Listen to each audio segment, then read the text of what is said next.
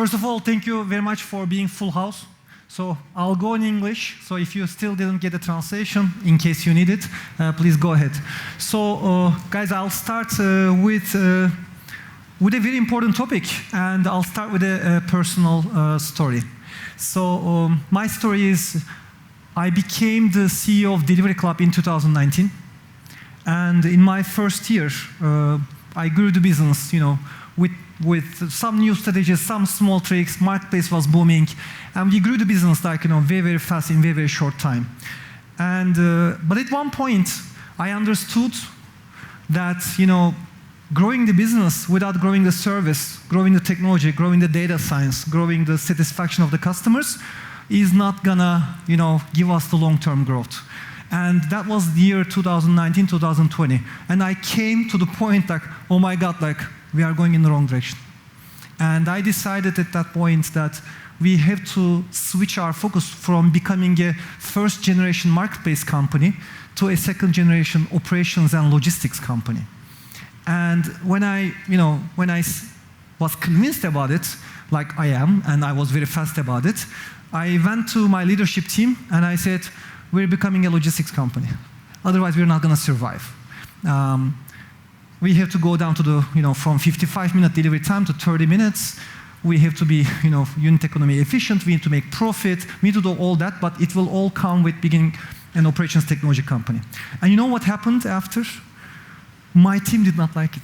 So because it's a consumer product people, right? So being operations technology, working with the couriers, they didn't like it. And what happened is, guys, and I'm very, very stubborn on the vision. And 70% of my leadership team left the company. My CPO, my CTO, my deputy CPO, my deputy CTO, my chief HR saying that you're crazy, because I wanted to shift the resources of 60% of the people in product and tech focusing on consumer to operations. And everybody said, you cannot do that. And I said, why not? So, and that's what happened. But here's what happened after that. Now I'm, facing the situation that I have nobody, just few people who believe still in this vision, but at the same time, we had to hire a lot of people for the new vision. And we didn't know how to do that.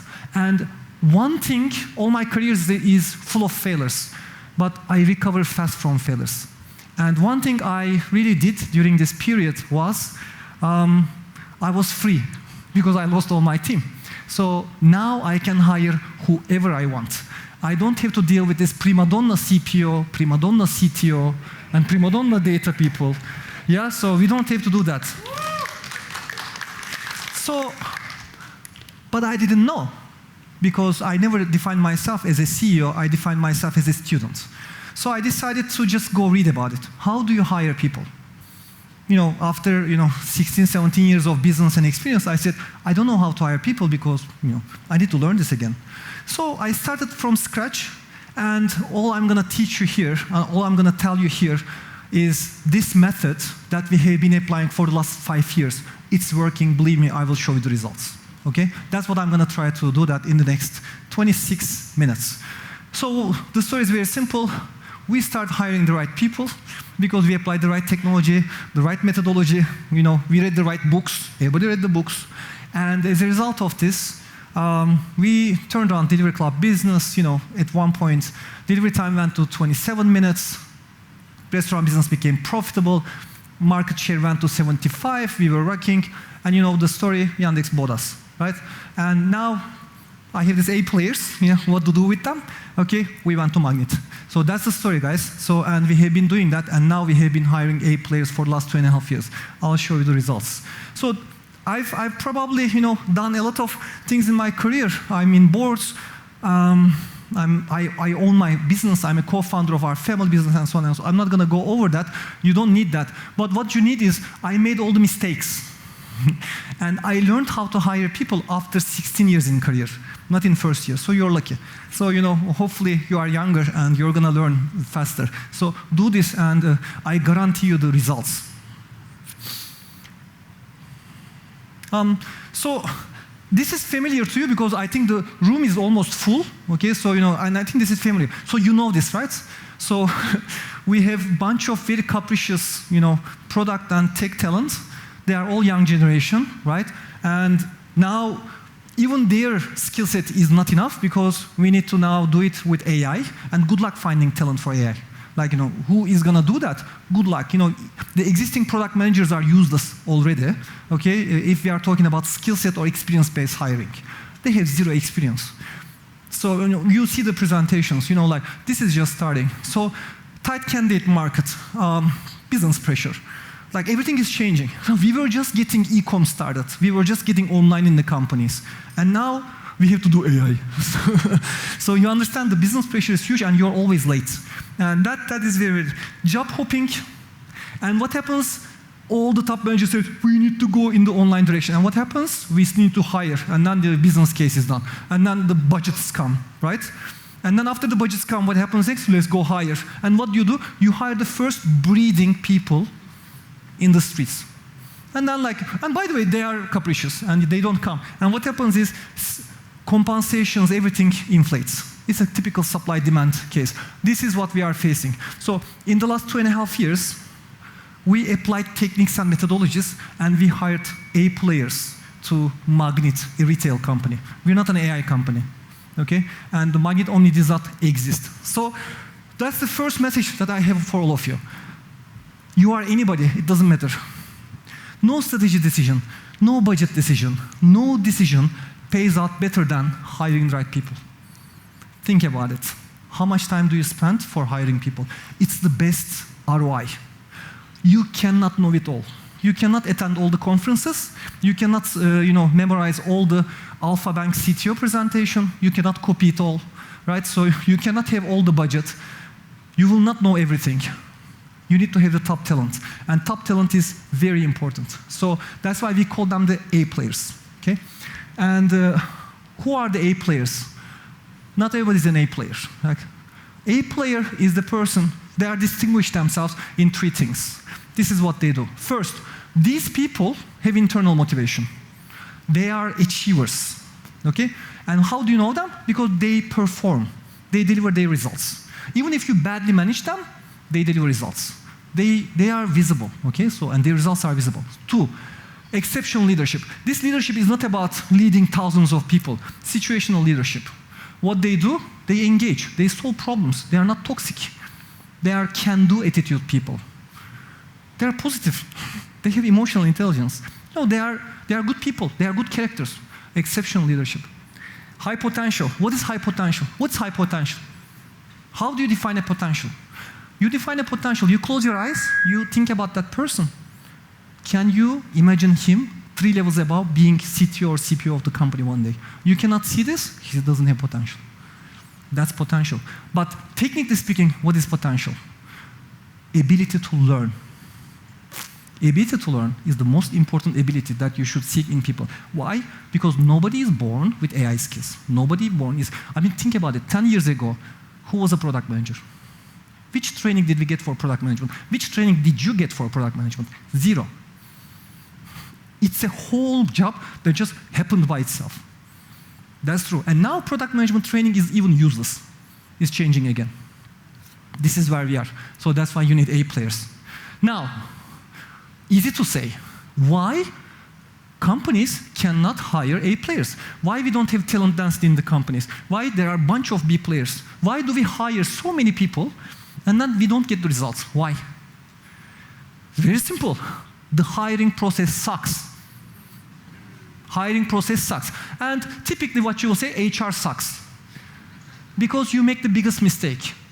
The biggest mistake in business is to delegate hiring to HR. Hiring is so important. It's number 1 job for the CEO. It's number 1 job for the director. It's number 1 job for the leader. You can't delegate hiring to HR. Forget it. HR is a process leader. That's it. HR does this. Right? We are here because of HR. That's it. We hire the A players. It's your job to find the A players. And finding A player and candidates, is it HR job? Is it HR job? No, it's your job. And I'll tell you how to do that. And this is all about it. And so this is what you do, right? Vacancy opens up. Let's find some candidates. You post some stupid place, some posting. It's a website, right? And then some candidates come in. These candidates are the ones available in the market because A players are not in the market, guys. A players are very happy doing some things. So you get the worst of the worst, or the average people, or the guy who was just fired. And then, you interview with them. You're under business pressure. Why? Because you just opened the job. The guy left and you're under business pressure. Every day is counting. And what happens next? You hire one of them. And who interviews? Hiring manager. Hiring manager is the worst person to take the decision. Why? Because the guy is under pressure. He has a bias. And that is one of the biggest mistakes. And I'll tell you about it and how to fix that. So what happens? Hiring manager is under pressure. This guy is okay. He will do the job. And the second, he has the right experience. Let's hire him. Okay, so we take him, another B player. Good luck. That's what happens, guys. So you have to beat it. So there is one product in the world. You cannot buy it when you need it with money. There's only one product in the world. That product is what? Insurance. You cannot buy insurance when you need it. It's too late. A players are your biggest insurance. A players build your future. A players build your future. So you need to get the A players before you need them. And that's a whole big process. Now, my whole HR team said, Guvenc, please don't spend so much time on this slides because it's like you spend 10 minutes and it's so boring. And then other people said, oh my God, that was very cool. So, after 5 minutes, you can look at your phones, yeah? But if you want to learn, pay attention. This is serious. And this is the boring part of the job because A player hiring is a very, very boring process.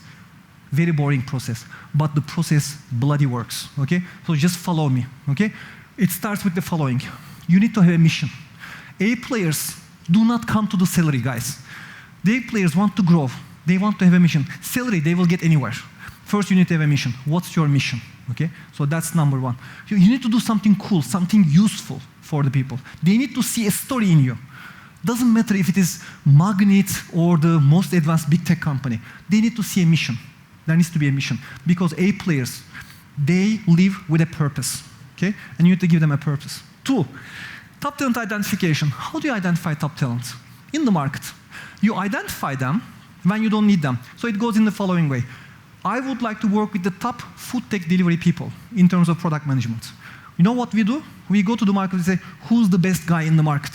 There's a guy here, and of course he's very happy and he's very promoted and he's very rich, right? So, but we find that person. And then who are his team and who are the high potential? And then next what we do, we start meeting with the people. And this is the CEO job, the director job. This is the product director job. This is the product manager job. We meet with the people that are very, very happy in their jobs. We just meet with them. Why?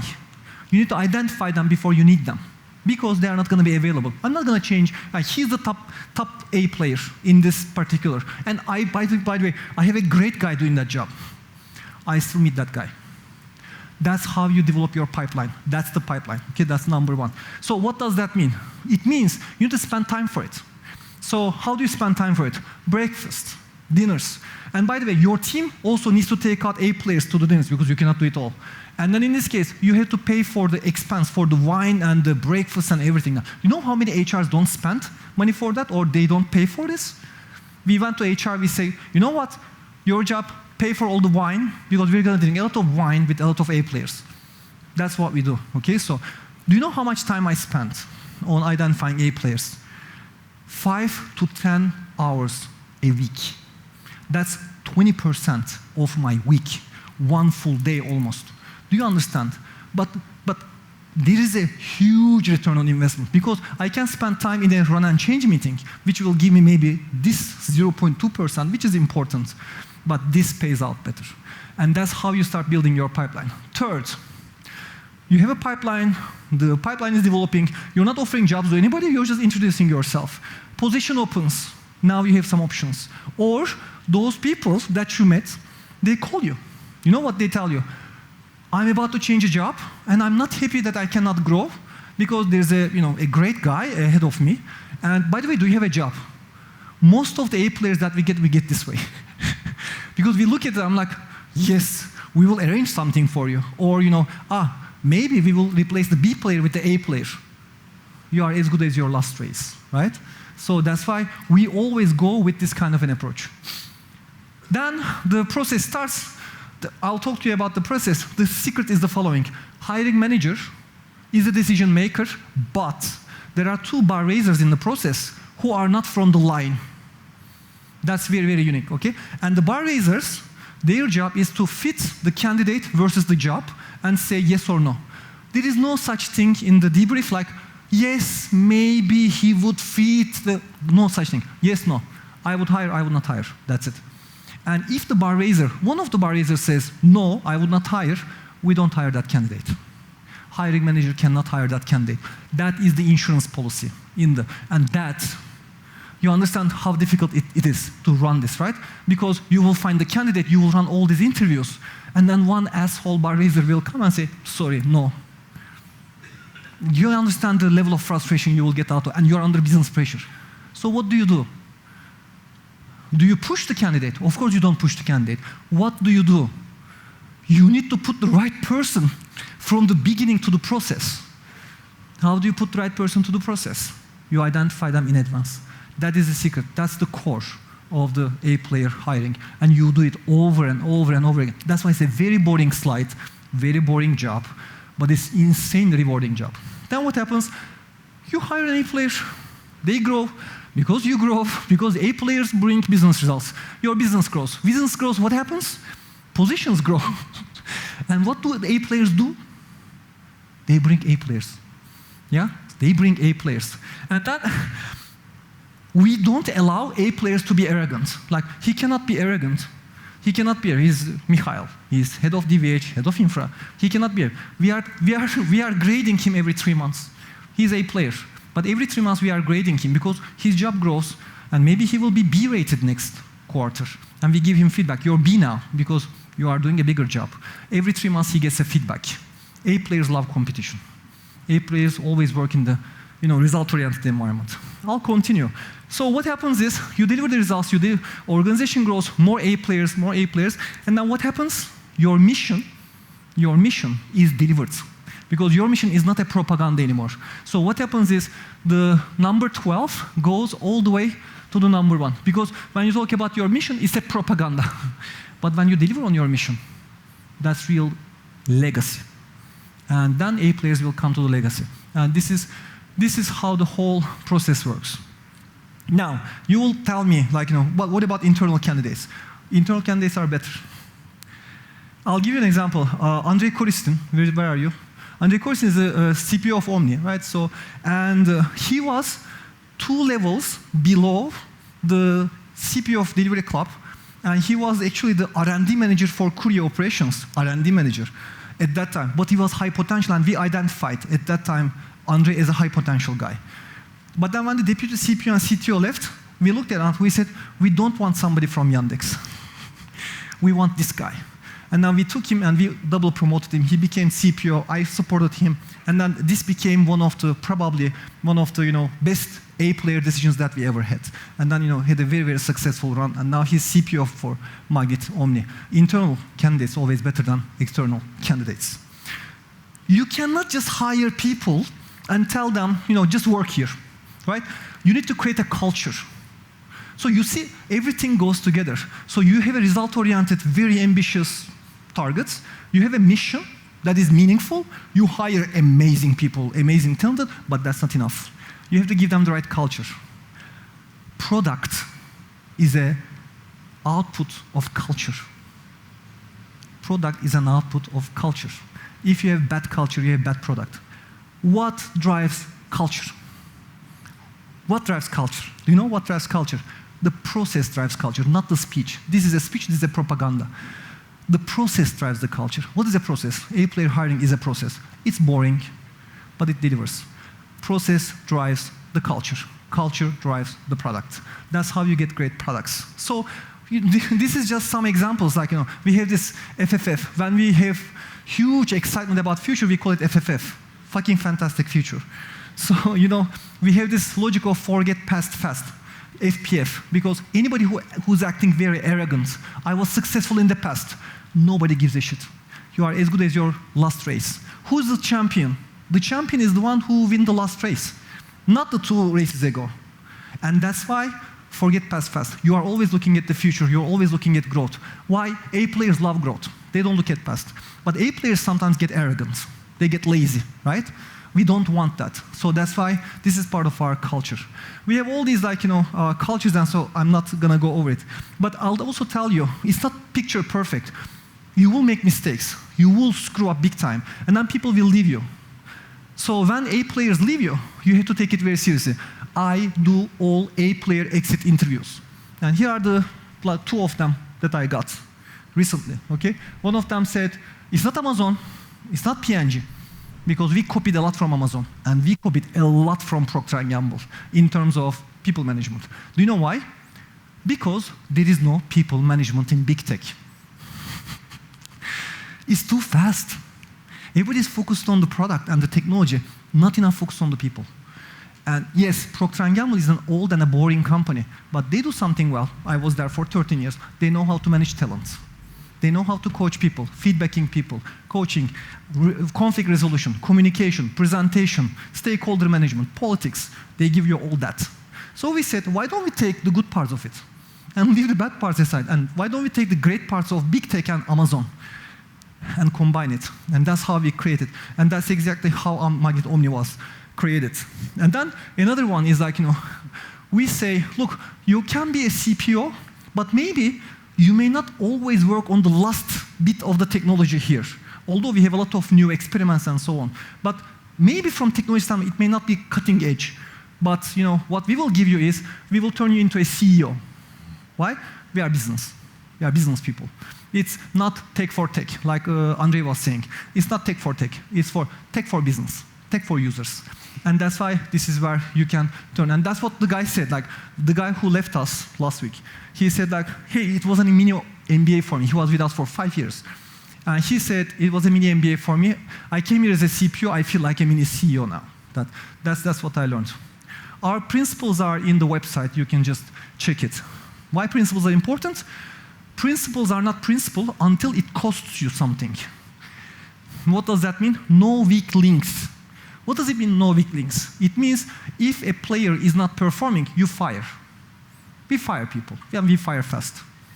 You should hire slow and fire fast. Why? Because they hurt the company. Because they hurt A players. A players don't like to be with toxic people. Non-performing people are toxic people. Because you are as good as your weakest link. So that's why it's important. So we have a lot of principles. Be like water. Forget past. Always adapt.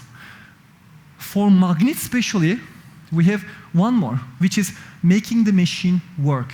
Engage for impact. Why? Money is a very big company.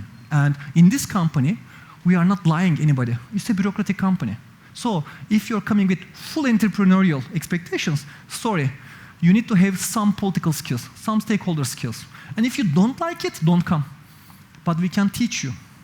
And in the next 10 years, that's going to be a very, very important thing for you, because when you become product director or CTO, what do you think you will deal with? Stakeholder management, board management, investment management. It's not going to be AI, shmai every day, right? Because somebody else will do it for you. And that's what we try to teach. So we don't lie. And I go back to the mission, right? What's the mission? So we came up with the mission, and this is just one case study. I'm showing the cases that we did, right? And we did in 2.5 years, and this is the results. We said, reinventing retail and growing the talents. Why? Because everybody does online to offline. I mean, putting an application and doing food delivery is online to offline business. Everybody does that. Nothing interesting about it, right? You can be the last one. We do that. We also do that. But that's not interesting. What's interesting is offline to online. 45 million people come to the stores. And now they start to use the app. And now they are shopping differently. Can you imagine? We have 20 million active customers, which we start from 5 only. And they use the application before they shop offline. Favorite categories, personalization. Give feedback to the customers. Give feedback to the managers. You can do food delivery, yes. You can buy from the Magnet market, yes. But do you understand? We are completely disrupting offline. And we are changing the way that people shop. Because I'm telling you, it's a KPI for us. Like, we have now 20 million people. Before going to the store, they look at the app. That's disruption. So what did we say? You know what? This is us. This is what we do. It's unique. Is it not? It may not be the next cutting edge technology, but this is a meaningful mission. That's how we start. And now we detail that, okay? So, because the second question is, I'm an A player, okay, that's a cool and unique mission. What's in it for me? Here's what's in it for you. You will do this. That's a unique mission, but you will grow. We will grow you. Why? We grow so fast. Who do you think will be the next promotion will come from? You and your people. And this creates an amazing environment. An environment of achievement, an environment of constant engagement, an environment of competition, good one, because we regulate competition. We are not living it. We are not toxic. So, results. We came to Magnet 2.5 years ago. I even sometimes cannot imagine, there was no Magnet OMNI, guys. This villa that we have was not imaginable. I didn't have an HR team. And now, together with the technology team and the OMNI team, we are here. Look at it. We came to a 0.7% food delivery business of the total. It was a joke. It was a hobby. It was not business. And now, in 2.5 years, we are now the fastest growing food delivery business in Russia. The revenue is getting more than 100 billion. We delivered the first profit in EBITDA, in retail. First profit. What else? Like, we now launched Burger King, we're launching KFC, we're launching restaurant delivery. Just innovation, right? So, because we want to put some competition. Maybe the country needs more competition. We acquired Kazan Express, Magnet Market, to create an extended shelf, because offline shoppers can only see 5,000 SKUs. We want to give them millions, and they can order and bring it next day when they go to the store. So we can compete with the marketplaces with an offline mission. We now launched Magnet EdTech as a new vertical. Every single one of them is a business vertical now. Every single one of them is a company now. And Magnet EdTech is like all offline and online inventories we sell now to the suppliers. And you understand, this is a booming because it's bottom of the funnel. And bottom of the funnel is booming right now because nobody goes to search, everybody goes to the application. So this is what we've done. Application users were 5 million when we started. Now, as I said, 20 million. 18.5 million transacts with us every month. So, all happened in 2.5 years. Who did it? A players did it. You cannot do these kind of things without A players. And that's why this is the biggest ROI. We couldn't do it with investment, guys. We couldn't do it with investment. We couldn't do it with strategy, and we couldn't do it with technology. We can only do it with the right people, because right people hire the right people. So, this is the proof of how this works. Now, second boring slide. Very important second boring slide. I have to tell you this, okay? Hiring manager, okay, hires the candidate at the end of the day. Take a picture. There are several important things. Guys, write a job description. Do you know how many companies don't write a job description? Write a proper job description, because everybody thinks it's a bureaucracy. It's not. Write the criteria. Who do you want? And the criteria is not, he should have some experience in food delivery for 4 years. What is stupid experience? What is stupid criteria? No. Right? So the criteria should be based on your mission, principles, skills that make people succeed. What are they? Is he customer driven? Is he customer obsessed? Does he take the bag and will go and work as a courier for 18 hours or not? Will he do that or will he not do that? If you cannot imagine this guy doing this, don't hire the guy. That's the business. We have guys like that. This guy made like kilometers after kilometers after kilometers until he fixed the courier application. We now have one of the biggest courier networks, 20,000 couriers competing. None of them existed 2.5 years ago. This is the kind of the people. So, job description. Second, very important, you interview people. There are 2 bar raisers, not from the line of the position. Hiring manager also interviews. I interview as an in-depth interviewer. I'm not decision maker. Do you know why? Because I'm biased. Because I'm in the line. So I'm an in-depth interviewer. So I always delegate, except when I hire. I always delegate the decisions. Why? Because I want them to be responsible for the people that they hire. Now, can I say don't hire? Absolutely yes. It's up to them, and they can take the risk to go against it. Right? So you need to make people responsible for this. And then in the bar is a very important thing, guys. Very, very important. You have a job description. Everybody writes a paragraph. Everybody. So whoever interviews, no talking. Oh, I have this great candidate, you should meet. No talking. Everybody writes. We go to the debrief. Everybody reads one by one. 50 minutes of reading about the candidate. And then after that, if there's a no, we discuss. That's how it works, okay? So we completely copied this from Amazon. We adapted it to ourselves. So that's how it works, and this is super important. So I will go and show you just 2 bonus slides for your picture taking. You would be amazed how many people are so bloody amateurs at very senior level hiring people. They don't know how to ask the right questions. They can't ask a question. They don't know how to ask the question. You know, these are some killer questions. Please ask the following question. What was your performance last year versus past year, versus the plan, and versus your peers? You know how many people answer rightly to this question? 5 to 10%. 5 to 10%, they cannot answer this question. A-players answer this question right. These are killer questions. Another one is, give an example where you changed something in your life or in your domain. How did you adapt? Potential question, right? So, I was in corporate, I went to a startup, I fucked up the startup, I came back to the corporate. I love that. That shows potential. That guy learned something. He knows how to fail, right? He's not arrogant. Second bonus slide, I'll finish. There are some red flags. A-players don't do this. A-players don't do these mistakes. A-players don't come to say, sell me the job. Screw you. You sell me yourself. And then we decide whether we want to offer you a job. And then I sell you the job. The first, you sell yourself. If you didn't understand it, you cannot be an A-player. Because A-players are not arrogant. And we are also not arrogant. We are very open and transparent. This is Magnet OMNI. These are the principles. This is how we work. This is what you will get, and you might fly. And it's a career builder move, but it's not for everybody. And we are very honest about it, right? So these mistakes, they don't do these mistakes. They talk with numbers. You ask them the same question, they don't answer the question. That's not an A-player. A-players pay attention. They have emotional intelligence.